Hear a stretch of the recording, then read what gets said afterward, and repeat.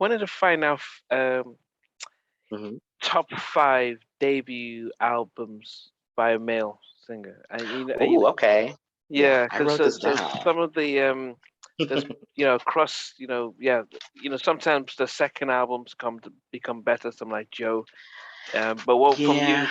Want to see debut, just like the first album they came out that really started, and it could go from the 80s, 90s, 2000s stuff. Um, and this time Okay. around, if we have somebody that's on the list, we can still mention them. There's no point in scratching them out, okay? Because it's okay to have them both on our list because it just shows that we just appreciate them. Um, Okay. yeah. Well, So I for went me, first the last time. Yeah. Who's your number five? number five, I have Donnell Jones. Oh. Um, I love his first album, My Heart. Um, In the Hood. I love In the Hood. Mm. Um, it's a few songs on there that I really, they're hidden gems, but I love those songs every time I hear them. I like his Knocks Me Off My Feet remake. He has a lot of funky little hip hop samples and stuff like that. So I really like that album. It puts me in the mind of Intro's first album. It puts me in the mind of Usher's first album. It's just very 1990. When did it come out? 1996. I love that album. Okay. So yeah, I love that. It's hard for me to pick who is going to be my number five. Who's at the bottom of the list? It's Really? really Okay. hard. Yeah. But I would Max Maxwell Oh, Urban okay. Hangout Suites. I first heard the album when I was living in Milwaukee, and I think I was at this time I was going to some of these music, this Jack the Rapper stuff, and Hmm. he was there with Brian McKnight and Fugees, and Columbia or Sony were giving out their albums for free as promo, and I was just there Right. and I'm standing right in front of Maxwell. There's about a handful of us watching him, watching the Fugees and Brian McKnight just performing. Mhm. And I'm telling you, the moment I heard the album, it is just one of the most awesome debut albums. Mm. Cops come running, something something. Come It's knocking, yeah. come knock. It's yeah. It's a Till the cops come yeah. It is knocking. just a vibe. Mm. It was like wow, this is how music is supposed to be. So that was an amazing debut for me. Okay. So you mentioned this person briefly, Joe. I like his first album, Everything. Okay. That's how I was introduced to him, and I loved his sound. It was like he to me remind. I thought he was like a male Mary J. Blige at first. The way he had like a hip hop soul vibe on that first Mm. album. You know, I'm in love, round and round I go, Oh, out out of of control. control. I'm Yeah, I in mean, love. yeah. Yeah, I Although, love that yeah. song. I loved that song. I played that song over and over again. Nobody knew the song. I was going around school singing it. I was playing the song out loud around my neighborhood, and people was like, "Okay, who is this?" Like nobody knew. It was like one of those cherished moments. Like I was the first person that discovered Joe. Just like I felt like that with a lot of other groups, like um, Portrait and stuff like that. I feel like I was the first person that was hip to something. So yeah, so that was my favorite album, one of my favorite albums from him. But definitely, I have a sentimental spot because I had that album all to myself. Nobody knew about it. It wasn't really a big seller, and I used to just love his voice. I love the songs on there. Yeah, it's just a lot of songs on there. All or Okay. Nothing, a lot of songs. Yeah. Okay. My number four would go to In Effect Mode, Oh, Mr. I'll Be okay. Sure. It I'll be was sure. yeah, yeah. It was different. It was a very um yeah. His falsetto type of singing, the whole New Jack. Um, Off on Our Own Girl, Rescue Me, Mhm. Night and Day. Oh goodness, it was just one hit after another. I love Off and On. I love that song. Yeah, I want to get off on home. It was just different, It Yeah, was, it it wasn't. was different. That It that was a first album very was different. very different. It was different than what you were hearing, different than what was out Hmm. there, and he just, and he had the look, he had just everything, and so I had to give it to Albie, for Yeah, one of our commenters did point out something too about that first album. They noticed that when he released his second album, he kind of ditched the falsetto. That's what they mm, said, and I didn't realize that. I didn't really catch that until I went back and listened to it, and I was like, oh, he did.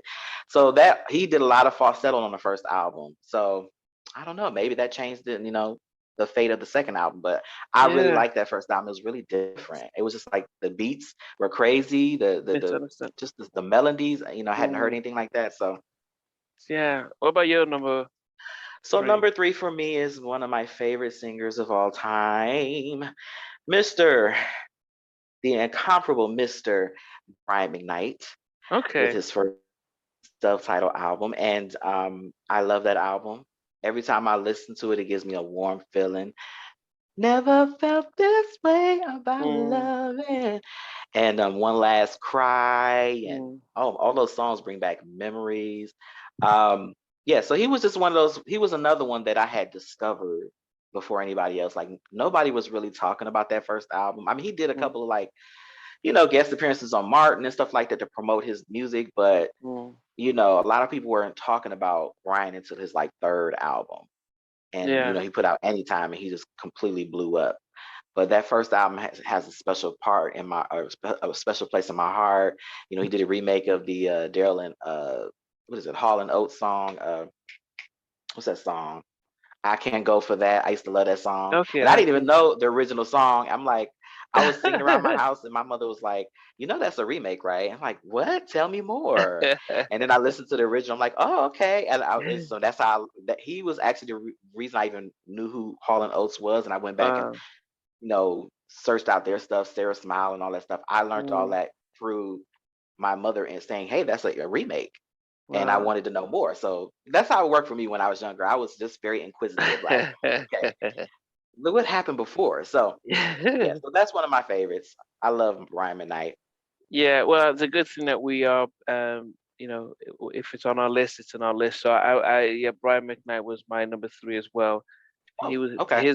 his album and 112's debut album with two albums I just didn't skip. Yeah, same here. It was one of my favorites.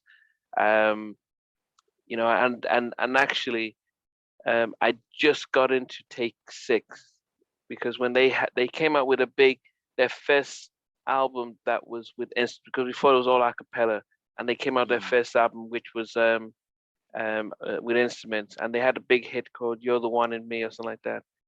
And then they said, oh, and I think when they interviewed them on Video Soul, the guy said, "Look, my younger brother's coming out." So I didn't know, Brian McKnight's older brother said, "Yeah, my little brother's coming out soon."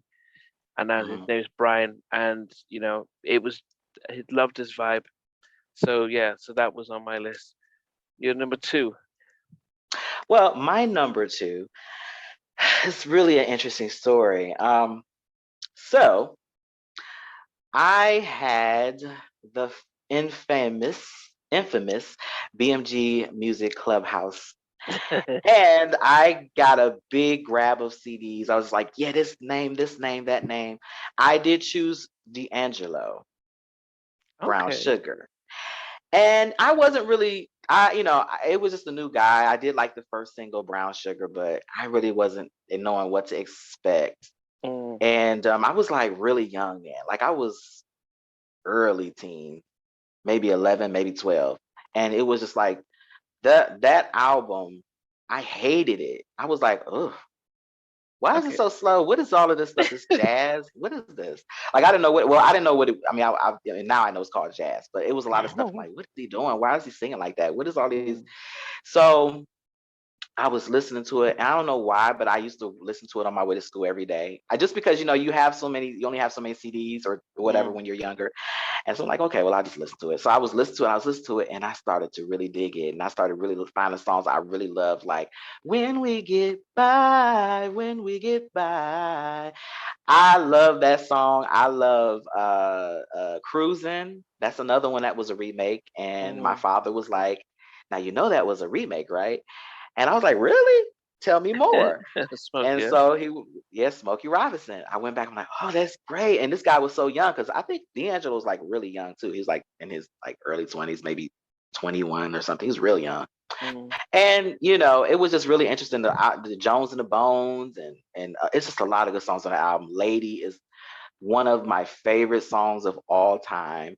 But again, when I listened to the album and listening to these type of artists at that age, opened my mind to jazz, to blues, and to stuff before. And that's why I was able to open up my taste and appreciate different time periods. Like I could sit Mm. here and be listening to all kinds of things and not like Brooke Benton.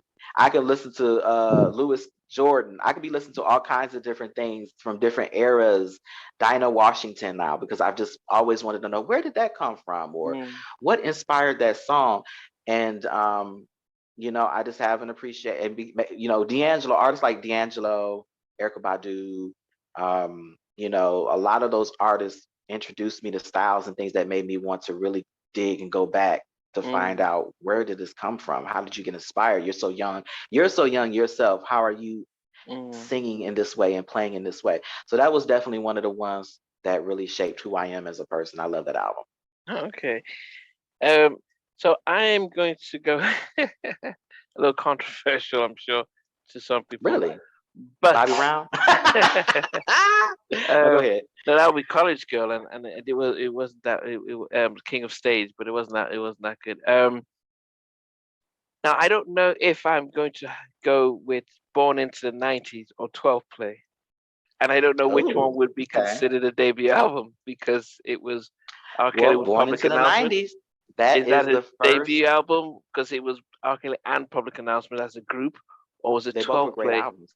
Yeah, but which is the debut album? Is it the Born into the '90s where he was with Public Announcement, or was it 12 Play when he was on his own? Either case, they were both. Well, you just go with the Born into the '90s because it was, he had vibe, and I was thinking, man, this is Guy Aaron, and it sounded so much that. But then when he,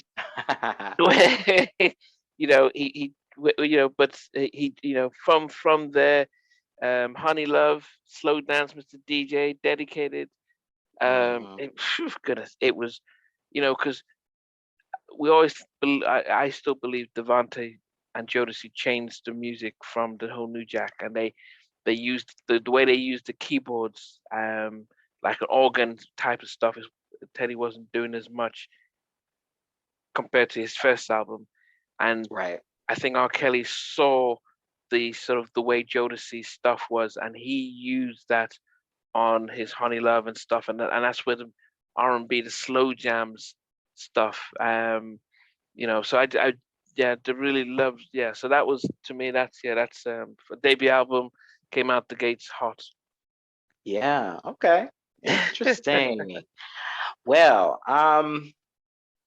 yeah, that's the debut album I definitely love. I love R. Kelly. He's one of my favorite R&B male artists of all time. So I definitely agree with that one. Um, Your so number one?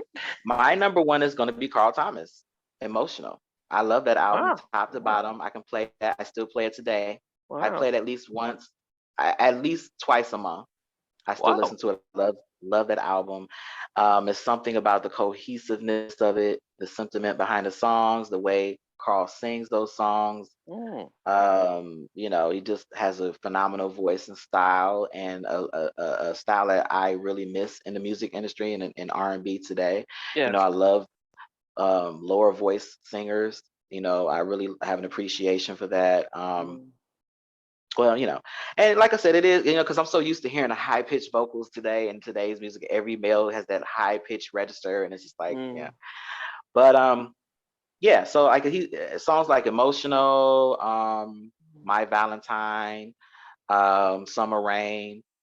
Yeah, that's one of my favorites. I still, and the reasons, like I said, the reason it's number one is I still listen to it constantly. I still listen to these other albums like D'Angelo mm, Brown Sugar, but I have to be in the right mood, like a mm, Sunday afternoon or something or whatever. Um, Brian McKnight, I love that. I still listen to that occasionally, but I regularly listen to Carl Thomas. I regularly listen to several R. Kelly albums and Brian McKnight albums. So, okay. all right, what's your number one, sir? Make It Last Forever, Keith Sweat. Every track Okay. on that every one of those tracks, and I don't know if this is my You know, if this is because this is probably one of my top 5 albums ever, or combined. Because Teddy produced 98% of the album, but it was just loved the album. I always remember always reading the liner notes and seeing Teddy did the programming and the drums and did all the stuff. He didn't get the full producer credit. Keith Sweat was credited for producing the album, but Teddy did all the instrumentals and stuff. So go figure.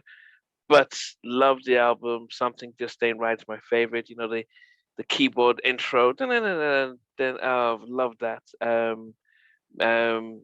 You know, Make It Last Forever, Go Outside in the Rain. You know, Don't Stop the Love. You know, even I Wonder. Make It Last Forever. Yeah, it's How Deep Is Your Love? Keith Teddy on the vocoder. Oh, I love that. Oh, it is, dude. Yeah, it was. It's beautiful. Love the album. Yeah.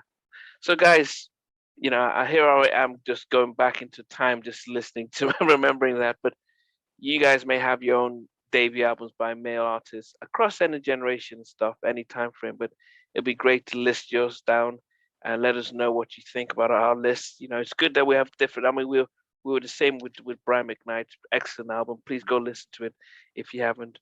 But yeah, as Omar would always say, just like, comment, and share. And till next time. Thanks again for watching, guys. And before we go, don't forget to hit that like, share, and subscribe button. Yeah, and also remember to turn on the notification so you can know when we have another show. But thanks again. That too.